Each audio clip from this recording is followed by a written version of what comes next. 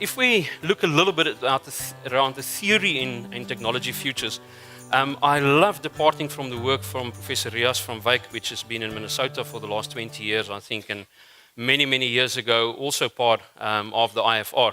And Rias keeps on reminding us that if we look at technology, there's ways of handling and there's aspects being handled. And in essence, we are handling matter, energy, and information. That's what we are handling. And there's different things that we do to this. We process this, we transport this, and we store this. What is our biggest challenge in the Western Cape at the moment? Where did we make a little bit of a mess with technology? Where we made the biggest mistake is over there, storage of matter. There's some interesting arguments what's happening, but we're in the third year of a possible 4-year dry cycle, which is not new. It's been there before. Yes, it's very dry, but we simply didn't store enough water, and we were led astray by above average rainfall for certain preceding years. So that would be technology, storing water for the citizens of the Western Cape. What are we doing to address that now? What types of technologies are we dealing with? And that's very interesting because we are taking a multi-pronged approach. In order to address this, we work on storage. I hope every person showers with a bucket, because that's how we save our water. We're looking at transporting matter, because luckily for us, there's a fair amount of water under our feet.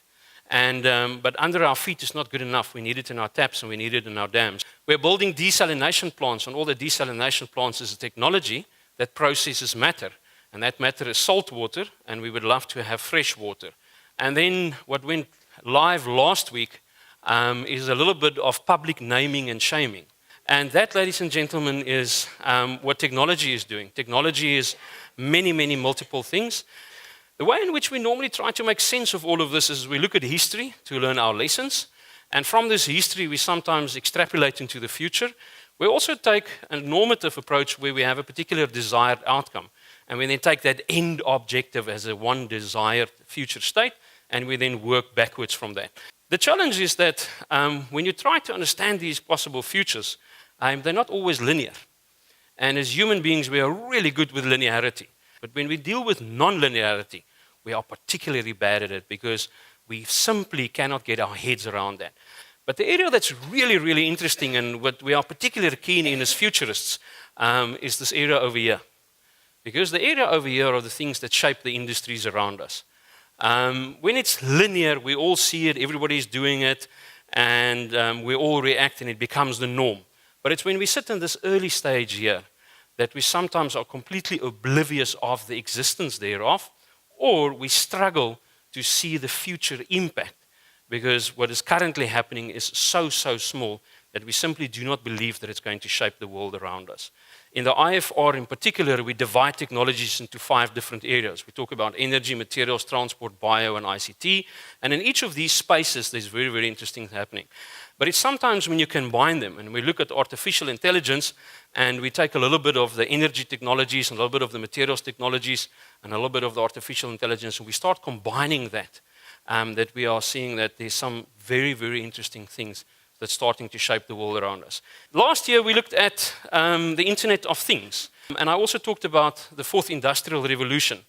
Charles Schwab, the Germans, coined this particular term, and the whole concept that we're dealing with the cyber-physical world. We don't have this clear cut. There's an area in our field called human-computer interaction. There was always a human over here and a computer over here, and we know that 30 centimeters was the biggest challenge in the IS world for the last 20 years. And now we're saying, but it is no longer the human and fingers and eyeballs and the computer over here. There's a cyber-physical world where the computer tries to do certain things based on my emotions, on my reaction, predict, and there's lots of different ways to interact with a computer or a mobile phone. Now, the world of robotics has seen some extremely interesting things happening during the last year. That's an Amazon store where they pick and take her to a particular place. This is the latest in life-saving that was used 2 weeks ago in Australia to save 2 surfers. This is my favorite. It's pizza delivery by robot. And then finally, ladies and gentlemen, the world of humanoids. Very interesting. A lot of development in the East. we looked at the Internet of Things, and today we don't talk about the Internet of Things anymore, we talk about the Internet of Everything. We were looking for a little bit of a structure. How do we make sense of this absolute monster of everything is connected? And we seem to have a little bit of agreement at the moment that there's really three layers here. The first one is the digitized individual. So the Internet of Everything is digitizing us. There's a lot of things that we do in digitizing ourselves in many, many different ways. And Discovery Vitality, to a large extent, has built a whole industry around it. Then we're digitizing our buildings. Now, some of the material talk about the work environment and the smart home. In essence, we're digitizing the buildings. And then finally, ladies and gentlemen, smart cities. But we are seeing that cities are becoming smarter and smarter.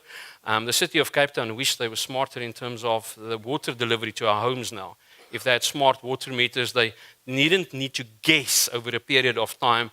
They would have active real-time control. If we had the same challenge in electricity, it would be a lot easier to manage because we've invested heavily into smart control of the electricity of the grid in our cities. And we're seeing that cities across the world are doing very interesting things to become smarter and smarter. Now, the final one that I commented on and that I need to emphasize again is the whole world of cybersecurity. Last year, many of you may have picked that up. There's probably not a single person in this room that's information was not leaked online last year. Where you stay, your average salary, the last property that you bought, your ID number and all of this. 31.6 million records, confidential records of South Africans was leaked onto the internet. And that's why you're getting all of those very interesting emails that target you fairly accurately because they know about your levels of income and where you stay and all of these things. So what about the future? These are the things that I think is worth reading. I actually created a slide for the first one, and then I decided to take the slide out because I wouldn't be able to move through it within 2 hours. And that's a technology review. And the reason I put the technology review on top, that is probably the only tech trend report that looks widely across all technologies globally. Practical quantum computers is fascinating. You know, 100 years ago, 150 years ago, we didn't understand of atoms and electrons. We didn't have electricity. And the reason we didn't have electricity is because we thought trees were made from woods and leaves. When scientists were sitting and say, so what is this tree? Oh, I have wood and I have leaves. And then at some stage we said, hang on a minute, but woods and leaves are made from something else. And we devised a periodic table. And when we understood elements, when we understood an atom, and we understood electrons, and we understood that you could free an electron from an atom, that you can send these electrons, you can harness that, we understood how to use atoms and specifically electrons to our advantage. It was the birth of electricity, and the entire world today is benefiting from the birth of electricity. But when you went to school 150 or 200 years ago, nobody knew about electrons and atoms. And when we went to school 35, 40 years ago, in my instances, that's where we stopped. Today we know that there's something fundamentally smaller than all of that. And when we're dealing with antimatter and they're doing these collisions there in Switzerland and France at the Large Hadron Collider, and they're doing all of these things, they're understanding new things at a lower level of granularity about the materials that the world exists from, which means there's new things that we could do. And one of that is quantum computers. We've observed quantum computing. We observed electricity before we understood electricity. And we have now observed quantum computing, the fact that something is happening over here, something is happening over there without any physical connection or virtual connection as we would deem it possible. And now we're starting to understand the mechanisms of quantum computing. What is the holy grail for a university? We want every single student to succeed. I have spent the last couple of weeks reading hundreds of CVs, application, essays, all of these things, with a single purpose of ensuring that every single student that we admit to university can succeed, but they don't. And where we are finding ourselves now with artificial intelligence is we have academic records of students from Stellenbosch University for the last 100 years, and we have lots of information. And what we do now these days is we put this into computer algorithms where we are saying is we do not necessarily understand the correlation between all of these input parameters and the success, but mine all of this data and see if you can build predictive algorithms so that we, listen carefully, not deny access, recognize the attributes that has a negative impact on student success. so that we can timelessly do certain things and not wait until the students are done. So this is a rather comprehensive list. The technology review is broad. The Deloitte one is very business focused, so it's very strategic focus. The Gartner one, all the techies in the audience would know about Gartner. That's the more technology one. Futurism focused on one particular event, but it's a very good read as well. Dimension data I selected because it's very South African, and it's an application, although it's a South African-born company, but it's a global company. But there's a lot of things that I found very good for our context. And then Forbes was just a very good read because of the digestible nature thereof. These things are not always digestible. I'm concluding by just dipping my toe back into the concept of exponential growth. You will notice the shape of that graph as being the total global electric vehicle sales. And I'm just going to take a little bit of poetic license here and just talk about autonomous electric vehicles. But you will see that as all the characteristics of an early growth phase that we see for many, many technologies over the last 100 years. And at this case, Volkswagen showed their new vehicle. They're going to bring a full electric vehicle on the market, but they don't want you to drive it. It says, because of the technology that they put in there and because of dealing with range anxiety and all of these things, is why do you need to drive it? How many electric vehicles sold to date in South Africa? Any guesses? Just throw me a number. I need a bone. We just need to laugh at you. I'll move on quickly, I promise. How many? Mark, you're 375 in 4 years. Cumulative electric vehicle sales in South Africa. 375. And you look at that and you say, but there's absolutely no future.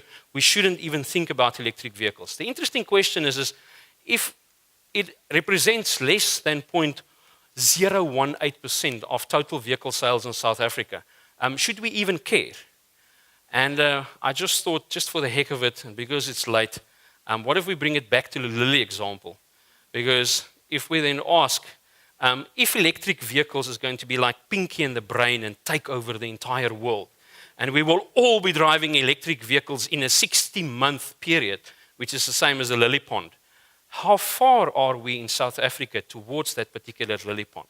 That's an interesting one because we're sitting in week 48. Because if you want to make it 100% electric vehicles at exponential growth rates, which it seems to be growing not necessarily in South Africa, but globally, it's growing exponential rates. And a country like China sells virtually double the amount of electric vehicles a month than the entire vehicle sales was in South Africa. Selling between 40 and 50,000 vehicles a month in South Africa. They're selling between 80 and 100,000 electric vehicles a month in China alone. And why I concluded with this example is because you're sitting there and I can see Natabi saying, I've lost more than 2 individuals. I can see the eyes closing because they're not in automotive manufacturing or industry working for BP or all of these places. But see, it doesn't matter for whom you work because if you're in insurance, are you going to insure the driver like you've done for the last 100 years, or are you going to insure the algorithm that's actually doing the driving? If you're working in the legal space, there's a whole new regulatory environment that must be sorted out.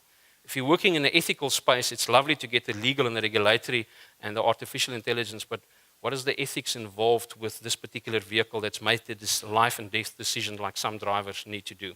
How are we going to teach this thing that in certain places, when the light turns green, you have to wait for 2 taxis to cross before you can actually drive? There's a whole level of complexity that's associated with all of this.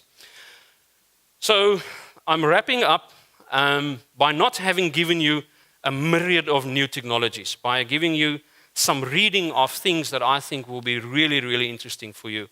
And I'm asking you 3 questions. What is the impact of these new technologies in your industry?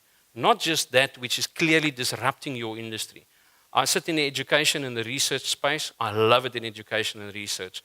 But there's things happening in industries that are not related to us that can kill us if we are not very, very careful.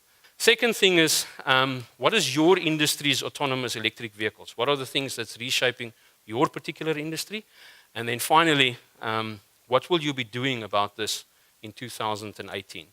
Because many of these things are so hidden, like the lilies in the pond at week 30 or the electric car at week 48. But once it starts to that exponential growth phase, it completely transformed the world around us. Thank you.